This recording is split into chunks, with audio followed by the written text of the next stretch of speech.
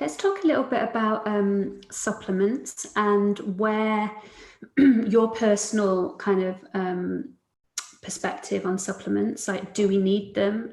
If we do, what are the ones that we should be taking? And especially again now with COVID happening, I know that vitamin D was one. It's been in the press quite recently about taking vitamin D and the importance of that, even if you're not in lockdown, just in winter in general. So yeah, I'd love to know your thoughts on that. Yeah, absolutely. So it would be lovely to say you can get all the vitamins and minerals you need from food. It would be really lovely to be able to say that. Unfortunately, that's often not the case, and obviously it depends on the individual, and going back to our naturopathic approach and understanding what is going on for that particular individual and what are the things that they are perhaps deficient in, and sometimes there is therefore a need to do some testing, whether that's blood testing or stool testing or urine testing, some form of checking. But there's a few things that we can fairly safely assume that we probably need supplementation, depending on the time of year and depending on the case history, again, for an individual and how they're feeling. And we all know that our soil in particular is depleted of a lot of nutrients and minerals that it used to have in years gone by. And we know for a fact that fruit and vegetables in particular just don't contain the same density of nutrients as they used to. So that is often why deficiencies can develop, and it's quite hard to get everything that we need. And one of those, of course, as well, is vitamin D, not least because it's quite difficult to get vitamin D from food. And you can get it from eggs and liver and fish and things like that, but it's quite hard to get sufficient quantities. And particularly in this country, or any Northern Hemisphere country really, where we're just suffering with a bit of a lack of sunlight, which is obviously how we make vitamin D in our bodies. So vitamin D, absolutely critical. I mean, we're only I think at the forefront of uncovering all of the things that vitamin D can do, but we know for sure that it is hugely important for our immune system and for balancing our immune system. We have two arms to our immune system, and often they are out of whack, and one is more dominant than the other. And vitamin D really helps to recalibrate that. And I think there's a lot of research that has shown, with COVID in particular, that's one of those most important sort of modifiable factors that we can look at is our vitamin D intake. And in an ideal world, you test everybody and see where they were, but in the absence of testing, I think definitely at this time of year, everybody should really be taking vitamin D. And it is so important also, not just for immunity, but for our mood. It's protective against long-term health conditions as well. So absolutely, vitamin D is one. And then when it comes to immunity, the other big ones obviously are things like zinc. Zinc is very important. That's found in, seafood in particular, in nuts and seeds, especially in pumpkin seeds. But again, it's one of those ones that tends to get depleted quite quickly when we're stressed. So our reserves of zinc, a lot more of us are deficient in zinc than we might realize. So our reserves of zinc tend to deplete quite quickly.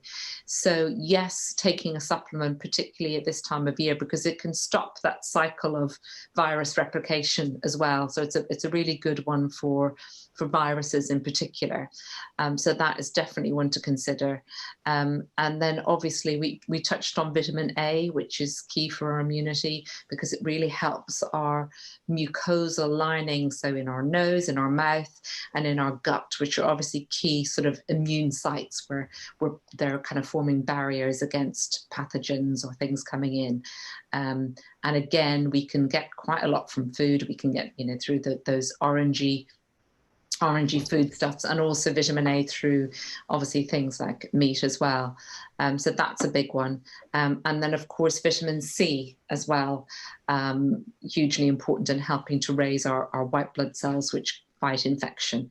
And as we touched on before, that doesn't have to mean always oranges and grapefruit. There's, you get your vitamin C from spinach, from broccoli, from peppers, from kiwi from lots of different sources, but in a state of viral onslaught, shall we say, or the very early stages of a sniffle or a cold or something like that, if you take vitamin C in very high doses early on, that can make a big difference to sort of nipping something in the bud, or at least reducing the severity of a viral infection.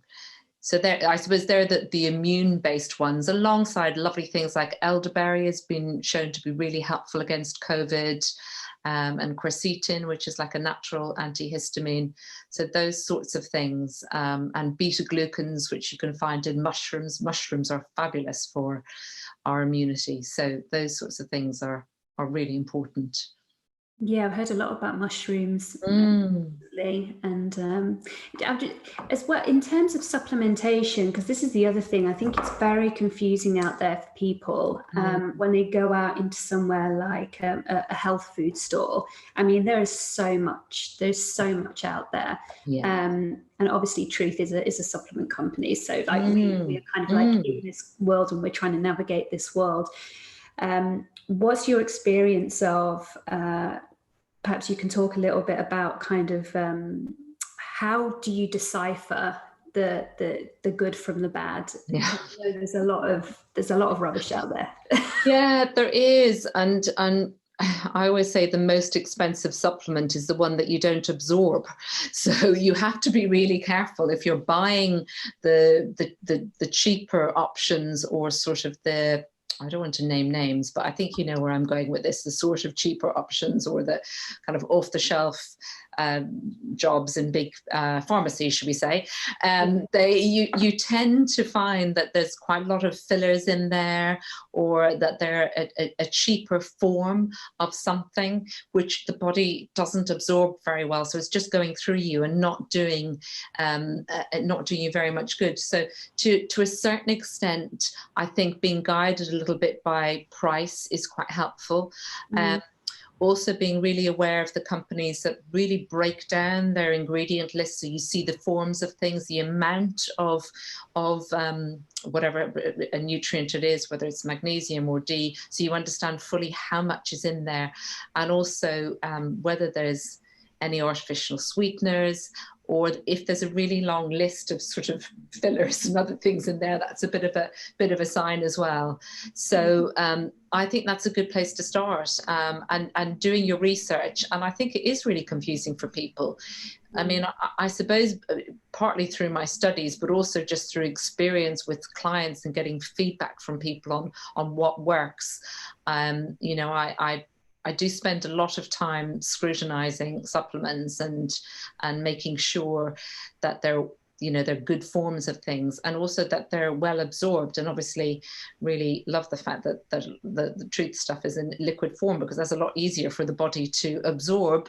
And a lot of people with compromised digestion, they're not going to be able to break down a big capsule, well, capsules are a little bit easier, but big tablets, you know, they might be great, but for someone who's compromised gut health, that's very difficult to get that into where it needs to be.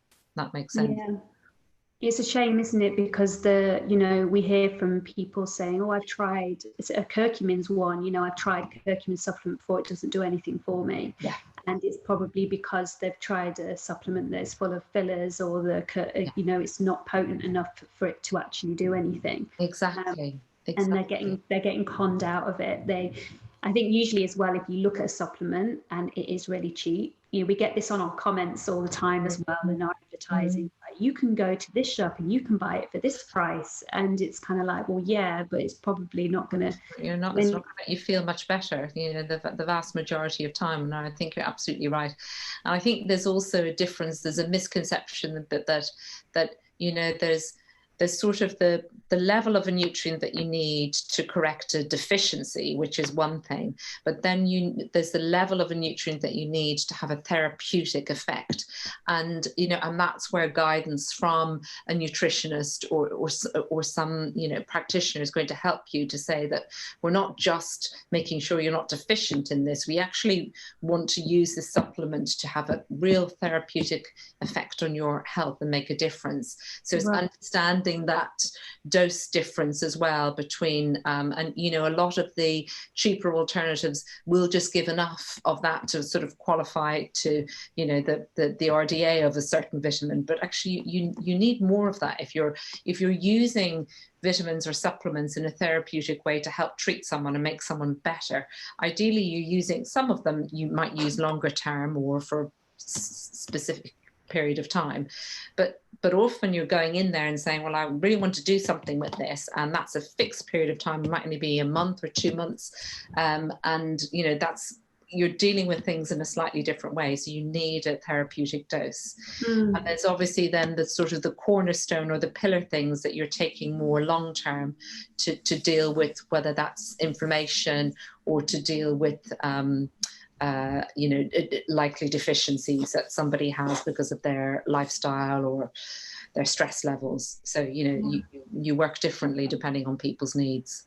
Yeah, that's a really good point. We've had great reviews from people who have taken for a short period of time a really high dose of our curcumin, and they've felt the effects, and now they kind of like lowered the dose slightly, and they've just maintenance dose now.